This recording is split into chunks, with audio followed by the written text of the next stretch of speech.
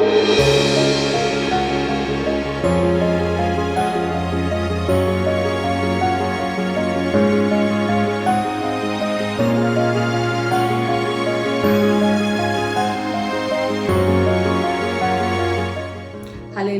இன்று அதிகாலையில் நாம் பரிசுத்தரின் வார்த்தையை நாம் தியானிக்க இருக்கிறோம்.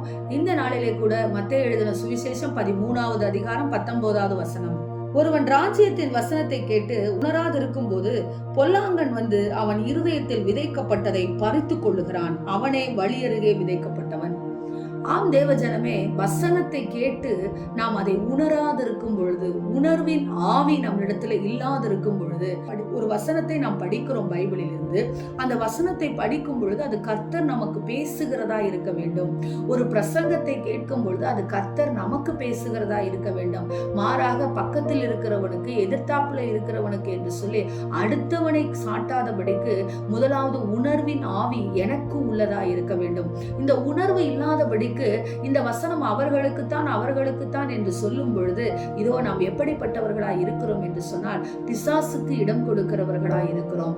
ஆம் தேவஜனமே, ராஜ்யத்தின் வசனத்தை நாம் உணராதிருக்கும் பொழுது என்ன செய்யலாம்? இன்னும் கொஞ்ச நாட்கள் இருக்கிறது தானே, தேவன் வர தாமதமாகும் என்று சொல்லி என்னை கொண்டு வர அந்த 5 கன்னிகைகள் உணராதிருந்து உட்கார்ந்திருந்தது போல, தூங்கி கொண்டிருந்தது போல, நீங்களும் நானும் உணர்வின் ஆவி இல்லாதபடிக்கு நடக்கிறவர்களாய் இல்லாமல் தேவனுடைய ராஜ்யத்திற்கு சொந்தக்காரர்களாய் மாறுவோம்.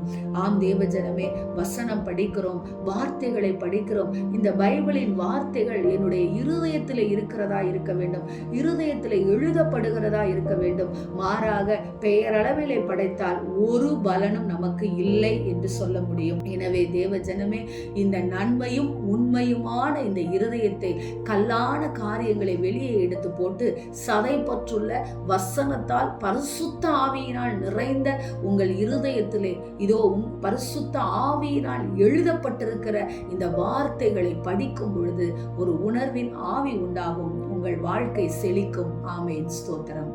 எங்களை நேசிக்கிற எங்கள் நல்ல தகப்பனே, இந்த நாளிலே நாங்கள் கேட்ட வார்த்தையின் பிரகாரமாக ராஜா, நாங்கள் வசனத்தை கேட்டும் உணராது இருக்கிறவர்களா இல்லாதபடிக்கு ஆண்டவரே, பரிசுத்த ஆவியின் துணையோடு பரிசுத்த ஆவியானவர் எழுதின இந்த வார்த்தைகளை நாங்கள் படித்து எங்கள் வாழ்க்கையிலே பிரயாசப்படுத்துகிறவர்களா இருக்க எங்களுக்கு கிருபை கொடுங்கன்னு சொல்லி ஜெபிக்கிறோம் நல்ல பிதாவே. Amen. Praise the Lord. Hallelujah.